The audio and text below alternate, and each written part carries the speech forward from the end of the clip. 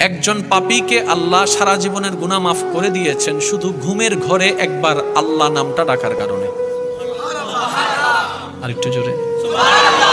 হাসরের ময়দানে একজন বান্দাকে আল্লাহ জান্নাত দান করবেন শুধু সে ঘুমের ভিতরে আল্লাহ বলে ডেকেছিল।